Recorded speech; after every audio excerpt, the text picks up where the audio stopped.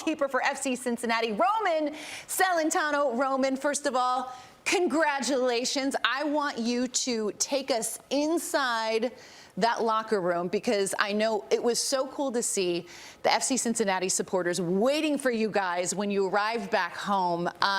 The party looked pretty epic. Tell us about it. Yeah, well, first of all, thanks for having me on and thanks for the congratulations. But yeah, I mean, what a historic moment for the club. And after a rough start to MLS for the club, it's really rewarding for the fans to see us, you know, go out there and get the Supporters Shield in Toronto. But yeah, I mean, it was maybe not the way we would have wanted to win it. I mean, we wanted to win it in Toronto, but like the game maybe could have been a little bit easier. But the boys found a way. Brandon and Aaron found a way to get goals for us, and then after the final whistle blew, I mean, you know, the celebration just started from there on the field, and then we quickly took it to the locker room where, you know, they had the walls taped off, so, you know, maybe a little bit of champagne could fly around with the goggles that we had there set up. A little bit of champagne. Yeah. Roman, tell me you got some dance moves like Gerson Mosquera. It had to be a Colombian that was bringing that type of ducky vibes. whining, I think. Yeah, he said like slow wine, fast wine. I know you got something like that in your locker. I don't know if I do. I mean, you can see the Colombian in him. Yeah, he's a character. I mean, he dances every day around the locker room, so that's just nothing new for him. He's just such a happy guy, and, you know, I'm happy that we won it because we got to see, you know, the real Yerson come out.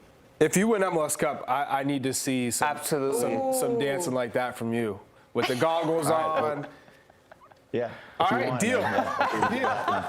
So Roman, can you talk about the growth from last season to this season with the squad and just the differences that you've seen from even Pat Noonan, how the way he's operated and rotated the squad? And I mean, Lucho Acosta for me is the clear MVP. What has he meant to this side?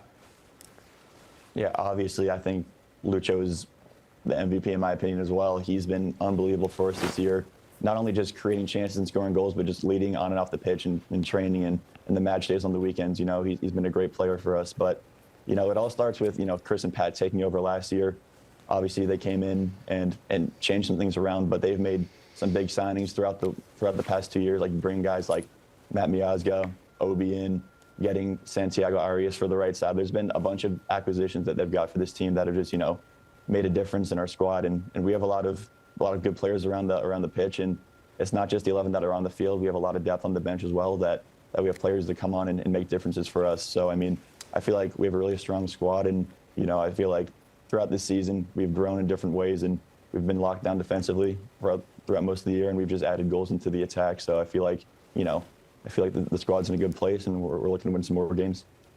Well, Roman, you were drafted by the club in 2022, and so you weren't there during, I guess, what will we call it, like the dark period when FC Cincinnati were at the wooden spoon era. The wooden spoon era, which I'm sure that you've probably heard about. But from your perspective, kind of coming in at this time when the club were on this upwards trajectory, what have you heard from maybe some of the guys that were in and around the club in those early days and to where you are now?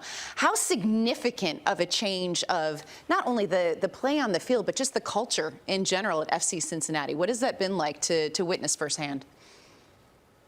Yeah, like you said, I wasn't really there for the first 3 years when things weren't going that well. So I've kind of only known the upswing. You're spoiled, Roman. Yeah, I do feel a bit, a bit spoiled, but I mean, it's just talking with guys like Nick Hagland, who's from Cincinnati, to be here with the team when things weren't going well, to have all the success going on right now and winning the Supporters Shield is just such a big moment for the club. Just from where it's come from, the quick turnaround, it's just really a credit to the staff, the management, the players, you know, going out there and getting results, and also the fans backing the team and showing out every week at our stadium.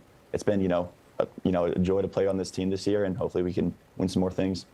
Roman, the hell is real derby it seems like this is legit, but now it seems like the Columbus Crew are coming on. How much of a rivalry is this between you guys in the locker room? Like, do you despise them? Is this like, do you carry this home with you? Is this like a real rivalry? Like, I remember when I was playing the Red Bulls, and Columbus Crew, we despised them. There was no handshakes really, it was fired up. Yeah, I would say the hell is real derby. There's a bit more that you'll leave on the field. I mean, obviously you want to win every game, but in this game you'll leave, hopefully your mark on your opponent. And going into that game, it just, the training that week going into the game, it's a bit more intense. I feel like just personally, I have some, like, one of my old IU teammates is on Columbus, like Aiden Moore. So, I always want to go out there and, respect the lad, but I also want to beat him. So it's just, I mean, obviously it's the in-state derby, so it's a big one for the fans, and it's always an electric game, and I always, I'm happy to be out there, but I do feel like it's a big one for our fans, and we want to go out there and win every time. Robin, so prepping in this interview, we found out that you're like from the next hometown over from our very own Susanna Collins over here. So we want to know what was your soccer culture, because I know Suze has became a Liverpool fan, but what was it like? Remind me the name. Naperville. Naperville. So Roman, I grew up in Downers Grove, Illinois. We're basically neighbors. So what was the soccer culture like in Naperville and Downers Grove? Yeah, well, Naperville and Downers Grove are like southwestern or western suburbs of Chicago, so you're a bit outside the city, so it's not like you're in the city and you're playing local parks. I feel like it was a bit more suburban. And yeah, growing up, I didn't play for the Chicago Fire Academy. I played for another academy team called Sockers, and so I never like had that MLS club growing up, so I kind of had a different way for my, like, cause I ended up going to college and this and that, so I had a different path getting to this level. But no, it was I don't know, I enjoyed it. It was different than obviously now being in an MLS environment, but it was cool playing with different guys from different backgrounds on my club team growing up. And yeah, I mean, it was a good place to be because there's a lot of talent in Chicago. I feel like I got a good experience as a kid playing against different kids in that area. So fast forward, now you're in probably one of the craziest MLS atmospheres, man. TQL is one of the. You experienced it. I mean, you told me about it. You hyped too. it, Yeah.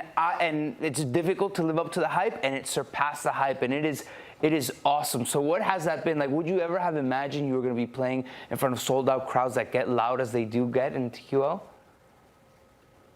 Honestly, no. Given just how I came up and where I was a couple of years ago, I never thought I'd be playing these type of games, but we're here now, and every week it's been unbelievable at home. It's been sold out almost every week. It's like 26,000 people there jumping up and down the whole time. The atmosphere is just incredible. Like, what a pitch, what a stadium, and the fans just make it even better. Like, singing the whole time, jumping up and down. It's honestly, like, it's an honor to play out there in front of those fans. And, I think, obviously I'm biased, but I do think it's the best stadium and home field advantage in MLS. Roman, you had joined the U.S. men's national team camp in January. What was that experience like, and what's the general feel that you get going forward? Do you think you'll be making some appearances, perhaps, something to work toward? It's always been a dream of mine to get called into a U.S. camp, and I was never involved at a younger level, so I was honored when I got called into the senior national camp for the January camp. But, I mean, it was a great experience for myself. Obviously, different environment, different players, playing alongside some guys you see on TV and some guys you play against in the league. It's nice to get to know some of them personally, and also work with different coaches. Like, it was a great time. But going forward, I'm just focused on what we're doing with Cincinnati right now. If things down the line happen, I would be honored to get called in and try to help the team get a result in whatever scenario. But at the moment, I'm just focused on winning games with Cincinnati. So yeah.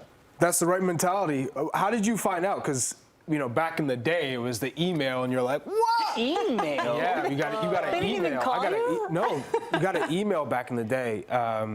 So, was it an agent? Did you get a personal call from Greg Berhalter? Like, how did that work?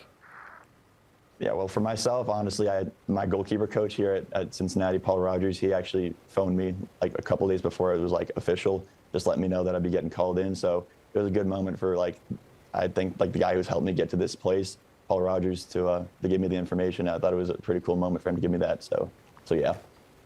That is top shelf wholesome. I love this for you. Congrats. We hope to see you appear many, many more times in camp, at the very least in the future. Roman, before we let you go, who is your goalkeeping idol? Ooh, good question. Growing up, I'm a Chelsea fan, so Petr Cech growing up was my guy. I just thought the way he moved around the goal, commanded the box, and made saves was just unbelievable. So Cech is my GOAT.